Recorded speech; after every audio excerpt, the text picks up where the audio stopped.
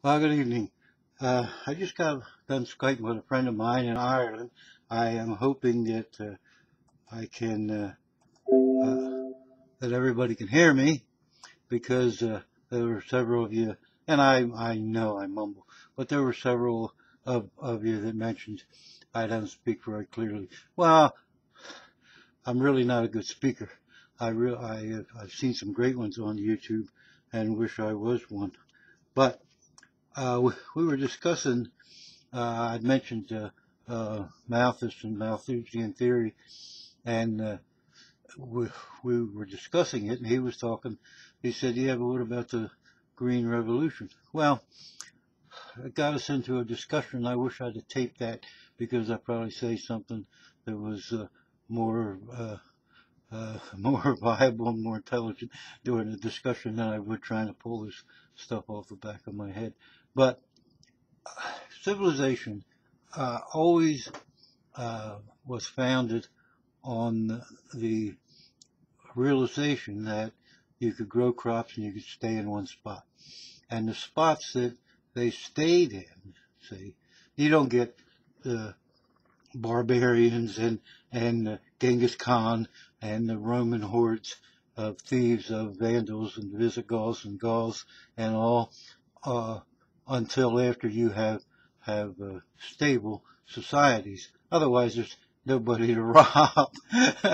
But what happens is that you have societies form around basically around rivers, around the Fertile Crescent, of course, the Tigris, Euphrates, and around the Nile. And it was the rivers and their tendency to flood in the spring that supplied the fertilizer of the day for society to exist. You can't have a society until you have a smaller and smaller percentage of the people providing the food for a larger and larger percentage of the people.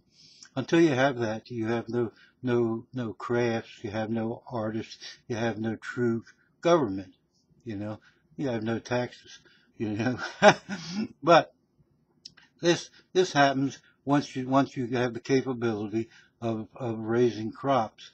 Now, be it rice or wheat or some other grain or corn in South America. Uh, so you have societies that are built up around arable land. Now the problem today is, and people can argue against the saying the Green Revolution is going to take care of the Malthusian theory and so forth and so on. But the problem today is that many of these most uh, uh, fertile lands were were colonized first simply because they would allow farmers, they would allow surplus of grains.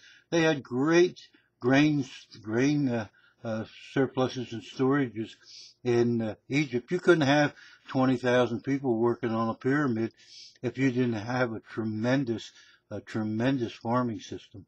But that land that all these communities were found around, and every great city in the world, more or less, is found around, was near a good source of water and arable land. And by arable land, I simply mean places where you can raise crops year after year on an annual basis. And you can raise a surplus, you can raise more than your family will need. Then that gives you something to trade for you to go to a craftsman and buy a sickle, which will improve your productivity and so forth and so on. Now, the problem with this is, as these cities grew up, they all started by being at the most arable of all land. And the more they spread, the more of this arable land was eaten up. And some of the most productive land in the world is now under some skyscraper or under some road or under some prison or some college or something. But as these cities expanded, they used up more and more of their arable land. But we still had plenty of arable land. And then the Malthusian theory is that production increases arithmetically, 1, 2, 3, whereas population increases geometrically, 2, 4, 8, 16, 32, etc. So that production at one point, your population is going to be such that it matches production, and then you're in trouble because your population is going to double, then it's going to quadruple, and your production of resources is going to go 1, 2, 3, not 2, 4, 8, 16. So we come up with the Green Revolution. The Green Revolution, which I mean was every bit a revolution, made it so by using fertilizers and using insecticides and by crop selection, increased productivity. But it increased it by 30% here, maybe 50% here, maybe even 100% in some places. But that was it. Now the second green revolution that are taking place now are genetically modified crops. Now some of them, like the corn now, that the major problem with corn was this corn worm that everybody that's half as old as me can remember pulling down an ear of corn and at the top finding some worm had eaten a tenth of it or something, you know. But now they have corn that's been genetically modified so that when that worm catches out in the first couple things it eats, it's dead. So we have cut down on the wastage in this one crop. And we've also increased the productivity because we have to use less insecticides and all. But we haven't increased it geometrically, and that's what the population is doing.